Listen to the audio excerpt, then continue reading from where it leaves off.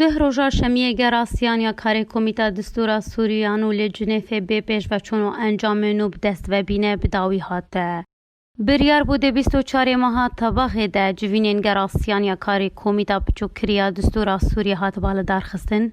لیف صدام اتمار کرنا 4 روشن پیکتنه به ویروسا کرونا دنافشان در رژیم سوریه ده او گر بوده ما چند روزان هات بو پاشخستن. و روژا اینا بوری 28 ماه هشتان جارکادن دست بکر. و ده روژا شمیه جی کاری گراسیان یا جوینین کمیته دستور سوریه یانو به انجام و پیش و چون بداوی هاته. گراسیان یا کاری کمیته دستور سوریه لجنف دوسین سرکین گریدای به سوریه و که ناسنامه انشتیمانی و دستالات دولت و سرخبونا دادگهی و جدا کرنا دستالات و پیوندی آدنا برا دولت و ولاتیان ده هاته گنگ شکرن.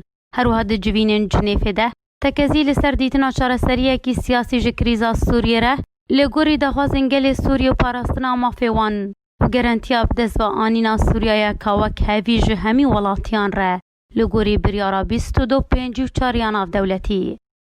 لگوری جدرین میدیاین اپوزیسیونا سوریه کشانده رژیمه حول دادما جوینه به دوستین والره در باس بکه.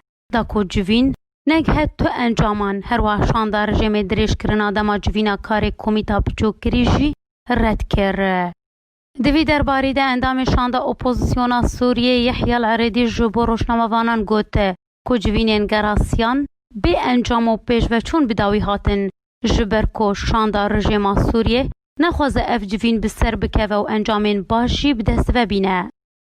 لعالیه کیدن دکتر هادی البحراس سروک هف بشی کمیته دستور سوریه جعالی اپوزیسیونی و دکنگره کی روشناموانی در روژا اینه گوتن دستور ناسنامه انشتیمانی دست نشانده که بحراس سربار کر که جوینین کمیته دستوریین به تانها نهاتنه دست نشان کرن او بهوینه که کمتر جمعه هکی ورن لدار خستنه.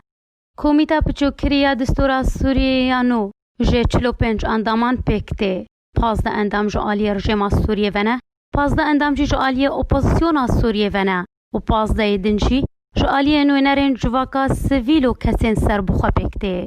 دوی کمیته پچوکری ده انجمن انشتیمانی کردی ل سوریه جی بش داره و آرمانجا کمیته دستور سوریه جی اوه که دستور که نو جبو سوریه وردانین دکو مافی همی پیکاتین سوریه ورن پاراستن.